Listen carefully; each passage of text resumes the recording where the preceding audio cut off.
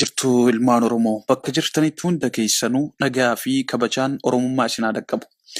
Ardhagaa akkuma hundi keessanuu dhageessan dhaabni ODF'dhaa obbo Leencoo Lataatiin durfamu gara Itoophiyaatti akka fuulleffatee Finfinnee ga'e gabaafamaa jira miidiyaa garaagaraatiin jechuudha. Haa ta'uutii malee dhaabni ODF eega dhaabbatee waggaa 2 naannoo kana. Dhaabni kun dhaabbachuudhaafis maaltu isa barbaachise? Maaliif dhaabbatee waan jedhu wal gaafachuun Oromoon hin oolu? Dhaabni kun dhugumatti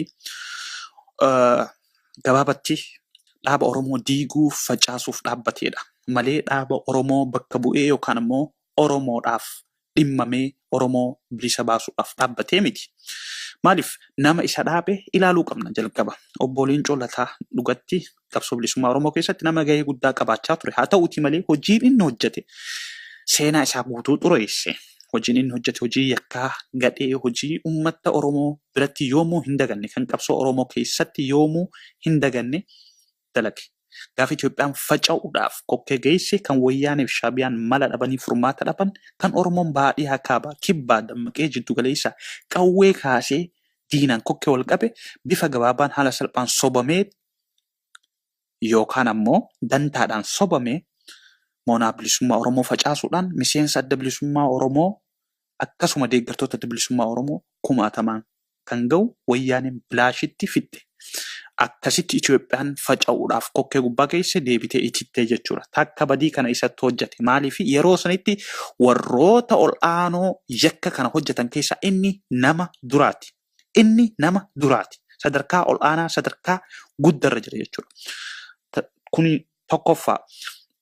Kan lammaffaa namni kuni osoo miseensa adda bilisummaa Oromoo adamfamaa jiru, osoo miseensa adda bilisummaa Oromoo hidhamaa jiru, osoo deeggaraan adda bilisummaa hidhatti jiru bara 1994 keessa deebi'ee biyyatti nama dhuunfaa isaa nama tokko hidhaadhaa baasee deebi'e. Kunis yakka akka sadarkaa miseensa adda bilisummaa Oromootti nama yakka sana itti gaafatamuu qabu jechuudha. Akkamitti biyya diinni Oromoo itti adamsaa jiru, biyya deeggaraan adda bilisummaa Oromoo itti adamfamaa jiru, itti ajjeefamaa jiru, namni kun dhaqee nagaan seenee nama tokko hidhaadhaa baasee biyyaa bahee kuni maal akka inni dalagaa jiru, maaliif akka inni hojjetaa jiru nutti mul'isa. Kiliir kuni ifa kan qulqulluu waan shakkii hin qabne eenyuuf akka hojjetaa jiru. Gara sadaffaatti isin dhufa. ODF eega dhaabbate waggaa 2 jennee jirra. Haa ta'uutii malee moonaa bilisummaa Oromoo keessatti rakkoolee garaagaraatti mul'ate. Rakkoo xixiqqoo gurguddoo hedduutti mul'ate. Faca'umsa bal'atu moonaa bilisummaa Oromoo keessatti mul'ate. Osoo faca'umsi kun jiru, osoo kanaafuu furmaanni hin barbaachisin, osoo kanaan furmaata illaatiin dhaabni kun dhaabbachuu maal isinitti fakkaata? Diigamsa Oromootiif facaasuu Oromoo akka ta'e isiniif ragaa ta'a jechuudha. Daranuu akka uummanni Oromoo addaan faca'u lagaan gosaan gandaan amantiin addaan faca'u dhaabbatee jechuudha. Gara galumsa isaatti isinii dhufa. Garri galumsi isaa kun maal bu'aa qaba uummata Oromoo fi maal ammoo miidhaa qaba kan jedhu gara miidhaa isaa irra isinii fudhachuu danda'a jechuudha. Gara miidhaa isaa isin ilaala. Garri miidhaan isaa har'a waggaa 23 bilisummaan yookaan ammoo qabsoon uummanni Oromoodhaa keessaa fi alaan godhee waggaa dheeraaf waggaa 40 ol bilisummaa Oromootiin godhame jenereeshina haaraa uumtee qubee afaan ofiitiin baratee har'a diina kokkee qabatee Wayyaanee funyaan qabee qoma isaa rasaasaaf walaba godhee Finfinneen teenya Oromiyaan teenya abbaa biyyaa ta'uu qabna dachiin kan qotee bulaati qotee bulaan buqqa'uun qabu je'ee kokkee diinaa qabu kana doomsuudhaaf yaada barattoota yookaan ammoo yaada qeerroo ijoollee amma lafaa kaate keessattuu yangi amma lafaa kaate kan adda bilisummaa Oromoos ilaalatti malee seenatti malee hin argin kana jaamsuudhaaf namni kun galee jechuudha. Maaliif nama ol'aanaa ture qabsoo bilisummaa Oromoo keessatti bakka guddaa qaba, kabajaa guddaa qaba nama waan ta'eef, nama dhageeffatan guddaa qabu waan ta'eef uummanni keessattuu uummanni biyya keessa jiru harki balleessi yakka inni dalage kana hin beeku. Kanaafuu inni saayikooloojii ijoollee tanaa yookaan saayikooloojii qabsoo bilisummaa Oromoo amma biyya keessaa finiintee deemaa jirtu tana doomsuudhaaf Wayyaanee wajjin walii galtee uummatee biyyatti deebi'aa jira jechuudha. Karaa nagaatiin qabsaa'aa jirra.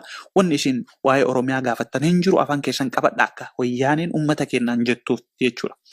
Kana gara biraatiin yoo ilaalle biyya keessatti dhugumatti dhaabbolee garaagaraatu jira kan karaa nagaatiin qabsaa'anii mootummaas wajjin wal mormaa jiran. Kan Oromoos kan warra kibbaas kan warra kaabaas hedduutu jira. Haa ta'uutii malee ni beekna warra san rakkoo isaan keessa jiran paartilee san rakkoo isaan keessa hayyama Wayyaaneetiin ala namni tokko daandii irratti bahee hiriira nagaa gochuu hin danda'u. Inni maal abdate eenyu dammaqsuudha seera wayyaanee san hoo yoo fudhatu malee akkamitti biyyatti deebi'uu danda'a. Kuni gaafii keessa isa galcha jechuudha. Namni seera wayyaanee hin kabajne seera wayyaaneen baaftee biyya sana ittiin bulchitu hin kabajne akkamitti karaa nagaatiin qabsaa'a jechuudha. Seera wayyaaneetti uummata keenya miidhaa jira bara. Inni ammoo karaa nagaatiin qabsaa'a jira.